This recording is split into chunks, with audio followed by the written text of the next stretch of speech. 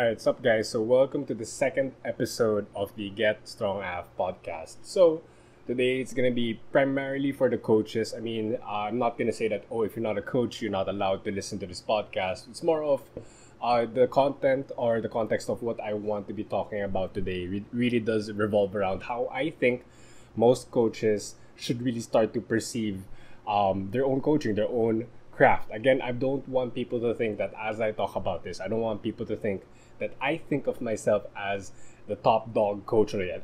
I honestly don't think of myself as like the best coach here in the Philippines or in Manila and just basically what I'm trying to say is that I know that I can always be better, but the reason why I'm still making this video, sharing what I have to share, is because I know that there are some coaches that can actually benefit from the things that I'm about to say. So yeah, I just wanted to start off this podcast saying that this is primarily for the coaches, the personal trainers, all the instructors out there, whether it be personal training, group classes, if you're a sports specific coach like a basketball coach. I think all of these things will definitely benefit you guys the most. But if you're a regular gym goer, if you're just a weekend warrior that goes to the gym during Saturdays, Sundays, and that's absolutely fine. I think you might get something out of this. I'm not so sure, but stick around if you really want to just listen into a coach ramble to other coaches. But before I get on, the coaches'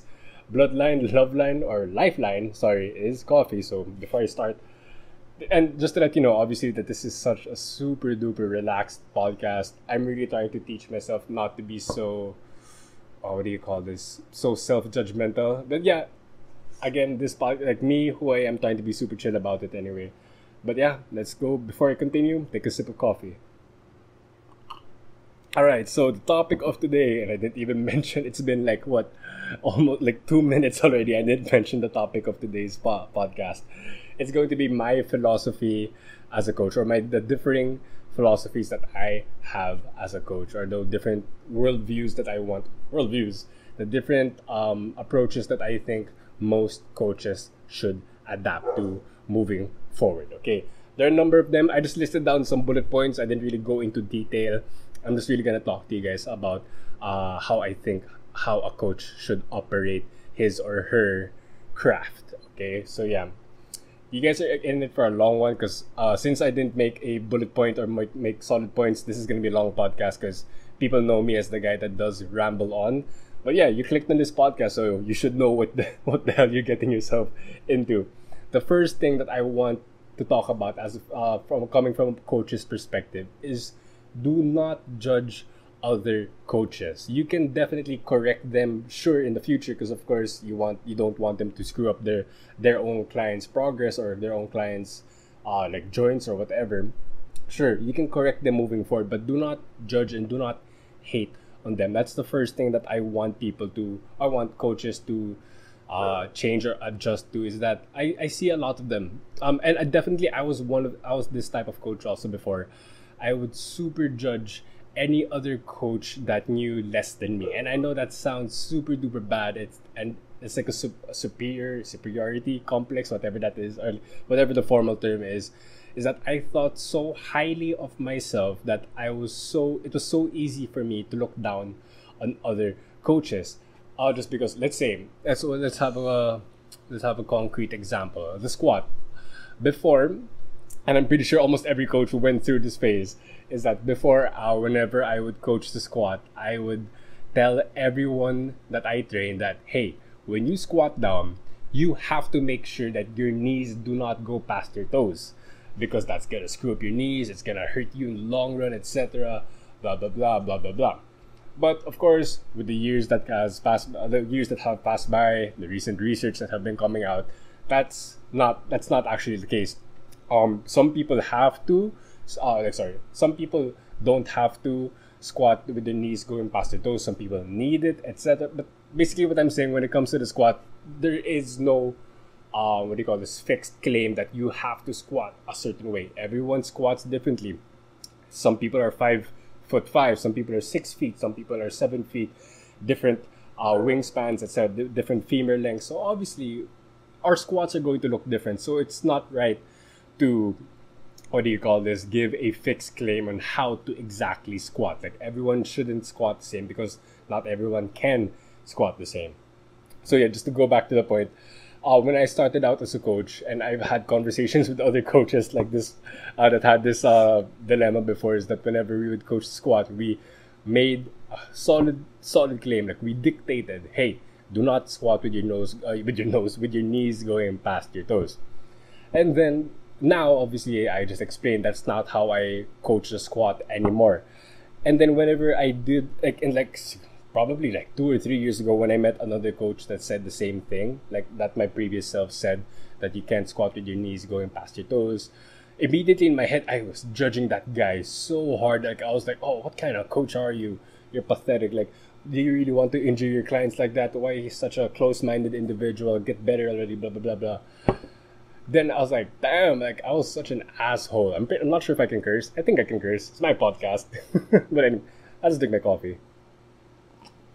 But anyway, yeah, I was such an asshole, dude. Like judging this one coach just because his coaching, what do you call that? His cues for the squat were a bit, different from mine, or like definitely different from mine. So I immediately judged him as somebody inferior to me. And of course, I was like, damn, what a jerk. Basically what I'm trying to say is that don't judge other people so quickly, or don't view them so negatively right away. Because there was a point in time when you started out as a coach, you didn't know shit. You thought you knew everything, but you actually just crap. You're crap as a coach. And obviously, I'm speaking of experience. If I were to view myself, if I were to go back in time and look back at the coaching cues that I would give my clients, then the clients, like the first 10 clients that I coached, I'm pretty sure that I would just laugh at myself, or like really just kick myself, my previous self's ass, like real hard, because dude, I said so many bullshit stuff. I thought that was like concrete science, but it's actually just crap coming out of my mouth. So basically, again, this first point that I'm trying to make is that don't judge other coaches right away or so negatively. If you want to correct them, do so in private. Don't try to humiliate them, saying that, hey, you're such a crappy coach, why are you doing this to your client, etc. Again, we are all people. We are all people in our own careers. In every career, I think this should apply to every career. We all start out pretty bad, or we all grow towards the years. So it's not fair to judge a youngster. Again, I'm not old. I'm not like a super veteran, but I'm gonna use the term youngster. It's not right to judge a youngster right away and say negative things about him or her just because he doesn't know as much as you. And actually, that's actually a good segue to my second point. To go back to that point, to do the one that doesn't know as much as you. Okay, sorry. The second point that I'm trying to make is that you should always have a white belt mentality. This is something that goes around in every single craft, in every single career, whether you are a coach, whether you are in business, whether you are in cooking, always, or especially in martial arts. That's where the term white belt mentality came from. And to those who aren't familiar with that term, that basically means is that you should always have the mindset or the mentality as a white belt athlete who always strives to learn no matter what. So even though if you're actually a black belt in judo, or like how many dans, I'm not really familiar with the terms, but if you're doesn't matter if you're 10 years into the game, 15, 20 years into the game, you should still have that mentality that you can always improve. Because example, for me, I'm laughing at I'm a 5-year-old I'm a 5-year-old coach right now. I've been in the business of coaching for 5 years, and of course I think I'm going to immediately claim that I'm better than a coach who is, 1 week into the game. But of course, that's me looking at that newbie. But of course, somebody that's been doing it for 10 years is going to laugh at me, and somebody who's been doing that for 20 or 30 years is going to laugh at that person. Sorry, I think laugh is the wrong word. It's more of just like belittle. Okay, dude, my vocabulary is very limited. I really need more coffee so that I can seem smarter than I actually am. But anyway, again, what I'm trying to say is that always have that white belt mentality, because no matter how much you already know, that can definitely change. For example, to use the squat again as an example so it's more consistent. I, along with a lot of coaches, when I say a lot, I do mean a lot of coaches thought that when you squat, you should never ever let your knees go past your toes.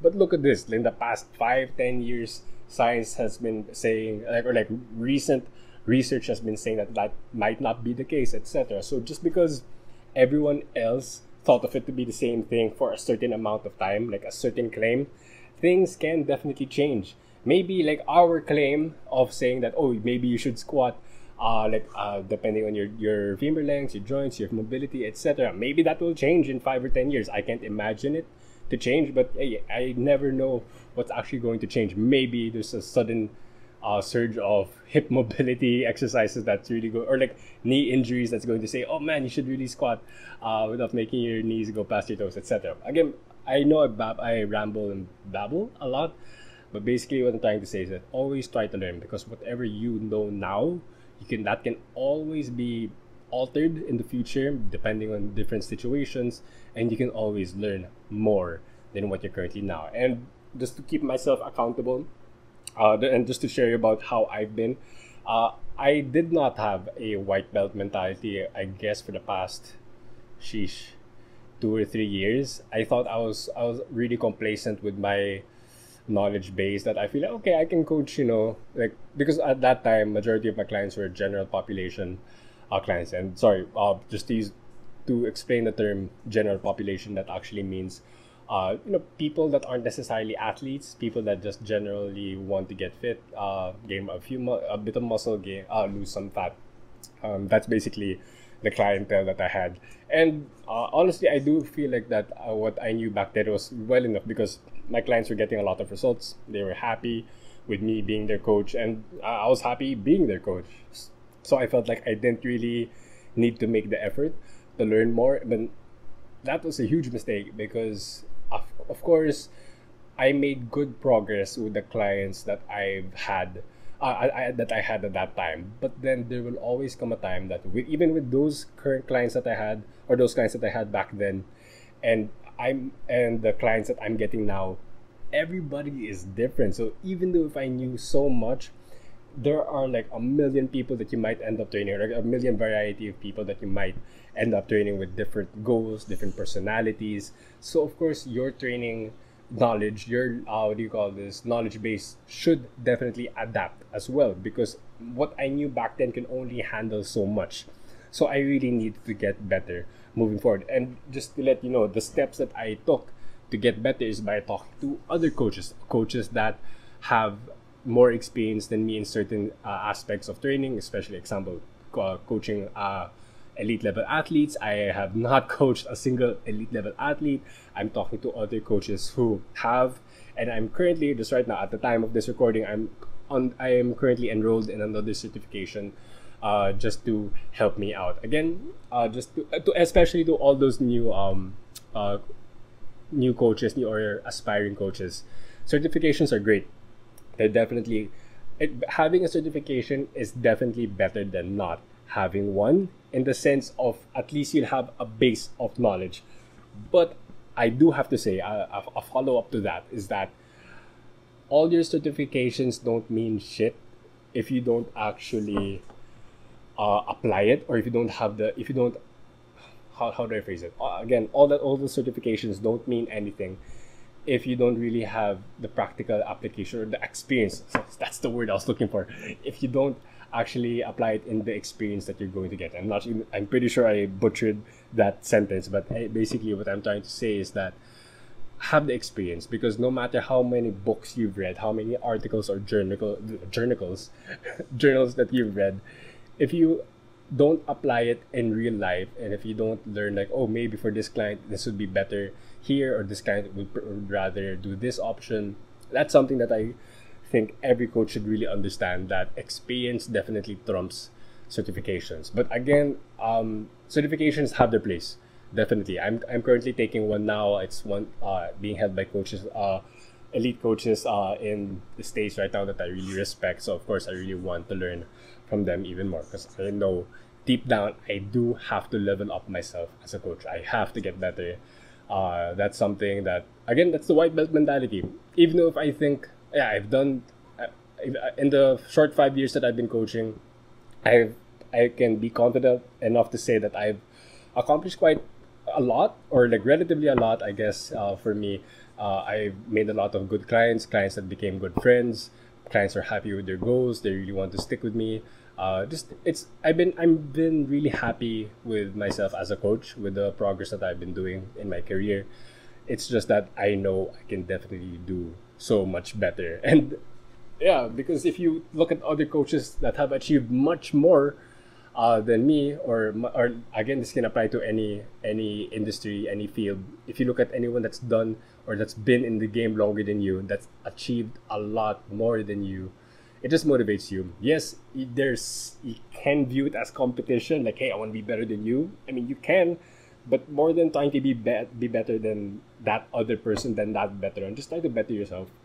Again, specifically when it comes to the personal training or the coaching career, craft, path, whatever, it's all about helping people. It's not necessarily, hey, I want to be the best coach just because I want to be the best coach. Like, I want to be a better coach so that I can help my clients, so that I can help my athletes more effectively in the long run. That's the mindset that you would want to have underneath that white belt mentality. Not so that you can really label yourself as the top guy, as the top dog. I mean, that's not a bad goal.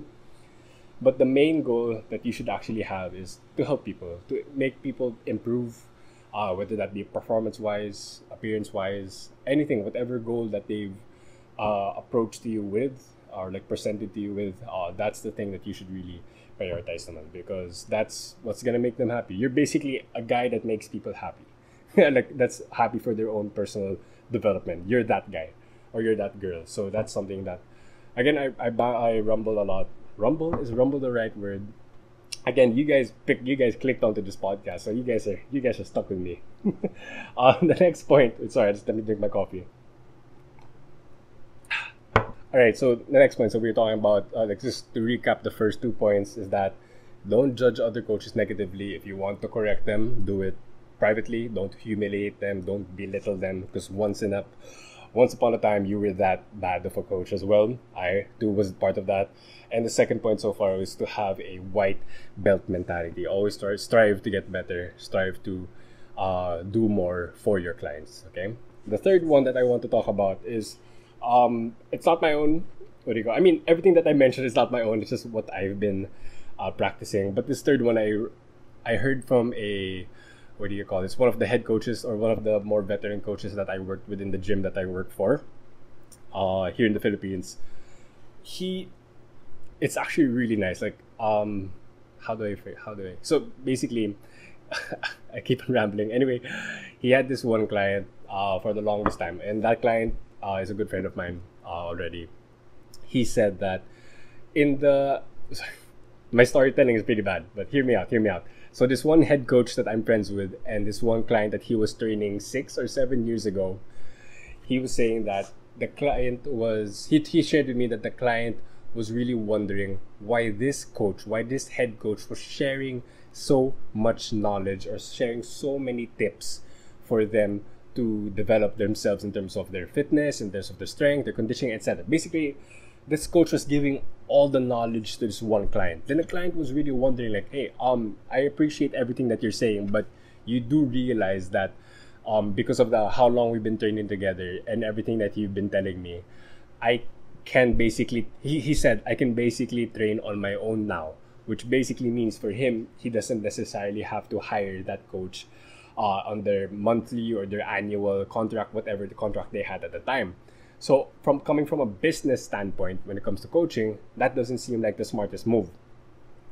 And then, yeah, I mean, true, that's, again, coming from a business standpoint, if you make somebody not want to be coached anymore because they've become super duper independent already, or you've made them independent, on a business point of view, that's not good, right? So of course, because we want renewals. Like, a lot of coaches really do strive when it comes to renewals with your clients. This head coach said to that client is that there will come a time that I won't be coaching you anymore, because truth be told, no coaching relationship lasts for an entire lifetime, or if ever there will be, it's very, very rare. It's really rare that you're going to hear somebody say that, hey, I had this coach when I was 15 years old, then I've had him since until I was 60 or 70. That's something that's very unheard of. Again, I personally, of course, I'm not in the game that long, but I personally, with all the veteran coaches that I know, I don't think I've met anyone that's been coaching someone for 30 or 40 years straight. So the point that he was trying to make is that since he won't be coaching this person for their entire lifetime, might as well help them as much as they can, because again, it's the point of being a coach. Again, the point of being a coach, how I perceive it, is not for the money. I mean, money is definitely there. Money is super important as well, but I think what's unique to the coaching industry and to the personal training industry is that because of the caring, or like this genuine care that a coach should have for that client in regards to their fat loss, their muscle gain, their performance, you just really want that person to what do you call this, evolve, develop. You just want that person to really get better. And yeah, sure, that person might not renew with you anymore, but you can safely say that, hey, in the time that we had, whether that be the 6 months, the 1 year, 2 years, 3, 5 years that we had together, I want to have the confidence to know that you learned something, that you became a better person, be after being under my wing. That's a perspective that I want a lot of coaches to get, is that yes, money is important. You want those renewals. But one thing that you should want more than that is that what that person gets out of your coaching relationship is really worth their while. That's something that, because whether that be cues when it comes to how to lift a certain, how to deadlift, how to squat, how to bench, or how to eat better, how to have the better psyche or the psychological mindset when it comes to training, when it comes to eating.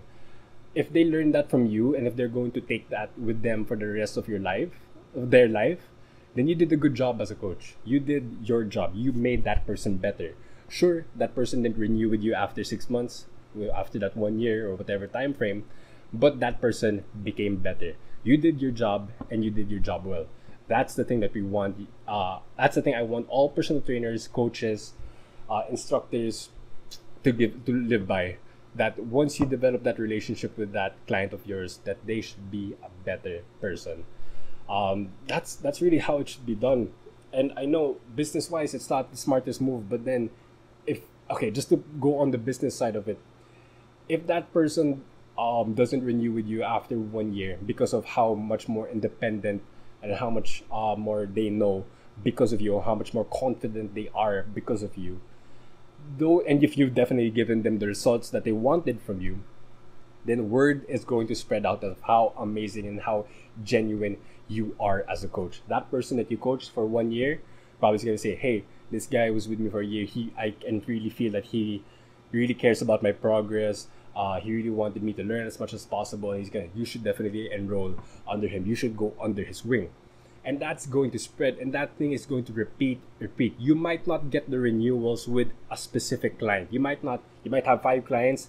You might not be training them for the next year or 2 years, but because of how much they have the respect that they have now gained from you, and they're spreading the word on how good you are as a coach, then though you might not get renewals from them, but you're going to get, in terms of networking, they're really gonna go back to you. Their word is gonna go benefit you because of how much you've benefited them.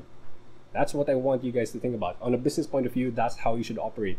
Of course, this is entirely dependent on how good you are as a coach. Again, we can always improve. We can always improve as a coach, but that's a huge testament to the quality of your coaching. If you get renewals, if you get referrals from your previous clients to get new ones, and that domino effect happens, that cycle happens again and again, 5-10 years, you have probably coached hundreds, maybe thousands. I'm not sure if that's a stretch, but for sure hundreds of clients have gone through you. You've benefited the lives of over 100 people. With that thought alone, that should motivate you in how you should operate yourself as a coach. That's how you should be going about your business. Again, we're in the business of helping people. We're in the business of making people be more confident with their body, to be able to perform more with their body. Don't just focus so much on one person. As great as it is to develop a solid relationship with one to 5 clients, try to help people on and on. It's a cycle. You try to really practice. You really try to preach out the quality, or like that's again, my words are lost. Just really do your best, because those clients, do your best for each client, because more than the results that they're going to give you, that's going to be your ad, that's going to be your promotion, the actual trust in you is really going to spread. Your sincerity, your genuinity, again, I'm bad with words, but how genuine you are is definitely going to spread out. So just again, do your best. That's the third point. Again, to recap, the first thing that I wanted to talk about is don't judge other coaches negatively. You can help them out on your spare time. Have the white belt mentality. And for all the coaches, I guess I don't really have a real way to phrase this third point, but try to teach them as much as you can. Of course, don't bombard them on the very first session that you have, because obviously that's gonna overwhelm them. But in the time span or the time frame that you do have with that client of yours, make them learn, make them better. Whether that be 6 months, 1 year, you have to make sure that the moment your contract ends, that person is a better person, both in their own physical, but as well as in their mental game. All right, you want them to be better. And I guess just a sub point for that third one is in terms of the term is called a mirror effect. Basically, every client that you have that has gone through you, they're basically representing you. Of course, this happens also while you're coaching them, but it also happens after you've coached them. Because let's use the example of the deadlift. If you make them deadlift, and if their deadlift form is crap, your coaching is probably crap. Of course, I'm not gonna base this off of just the first day or the first month.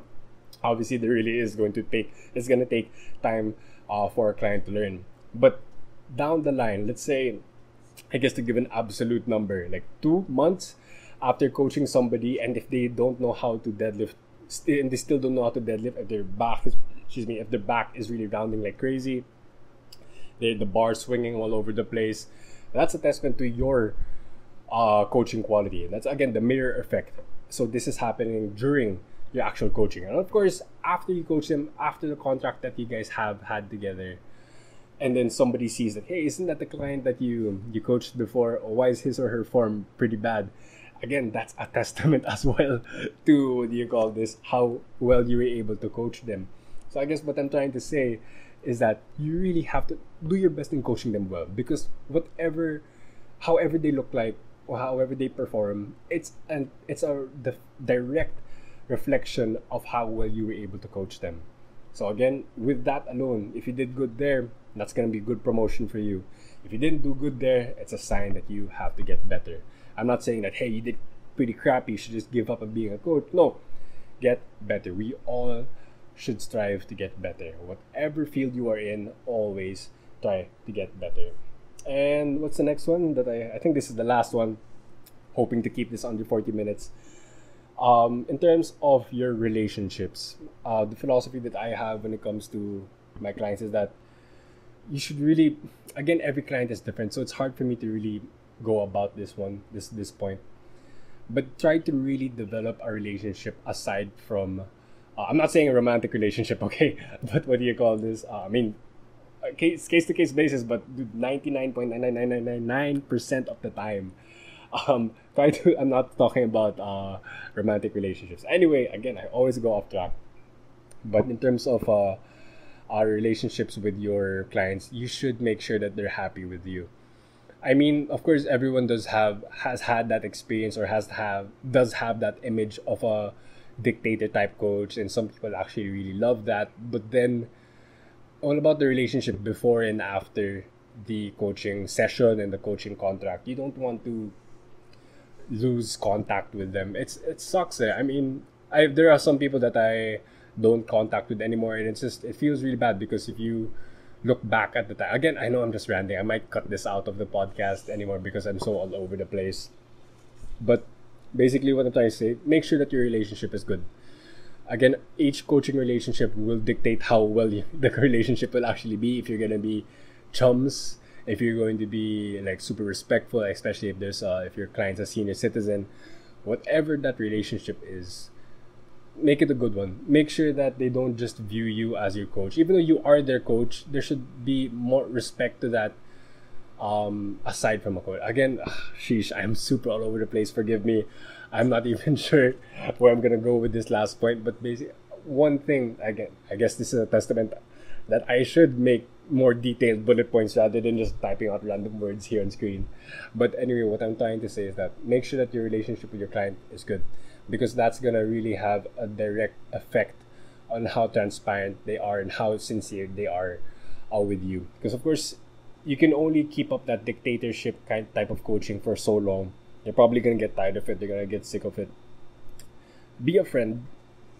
I guess, okay, there. That's how I'm gonna phrase it. Be a friend. Be a solid friend to them. Yes, you are your coach, but I don't want you guys to have that image that, hey, I'm your coach, so I should dictate everything, every single move that you're doing. No, it's a relationship. The communication between the coach and the client, or the coach and the athlete, matters so much, because it doesn't matter how smart you are if you're not able to really get the point across. If you're not able to communicate well, then I guess you're not that smart after all. Again, even I'm everything that I'm saying, do understand that I understand that I can always improve as well. I don't want people to think that I think so highly of myself, that I can just belittle others. No. That's not my point at all. Again, this is such a relaxed. I'm not okay. Wow, it's been like 35 minutes, I think. Then I'm just halfway through my coffee. But anyway, again, all coaches. I know I'm kind of sentimental as I'm talking right now, but try to get better. Always strive to get better. If there's one thing that you guys should have gotten from this podcast, is that you should always try to be better. Don't stay stagnant. Is that the word? Don't stay idle. Don't be static. Make sure that in some way or form, and every month, every quarter year, every year, there is some improvement when it comes to your coaching. Whether that be on a quick communication standpoint, being able to choose the right words for the right client, because different words, different cues work for different clients. Just because this cue works for this guy, I'm pretty sure that cue might not be as effective for the other one. So whether that be an improvement on communication, improvement on basic knowledge like coaching knowledge, improvement on just developing better relationships, whatever that is, whatever jump that would be, make sure that you're better. Because how can you continually make your clients better? How can you make your athletes better if you yourself does not improve? All right, so I guess I'll end it there before I keep on rambling. Is rambling the right word? Mumbling? Going off track. I guess that's the better phrase. Anyway, that's the episode. That's episode 2. Hopefully, again, to those who aren't familiar, I am a Filipino. I'm in Manila in the Philippines. We are under what do you call this? We're still under quarantine. But ideally, in the future, I would definitely want more interviews, live interviews, not necessarily the online ones. It's always nice to see the person that you're talking to face. That's definitely better than seeing it through a screen. But anyway, that's something that you guys can expect moving forward if everything does get better when it comes to COVID. Okay, but yeah, I'll end it there. Thanks for joining this close to 40-minute rant from this one coach that wants to talk to a lot of people but can't because he's stuck at home. But anyway, see you guys.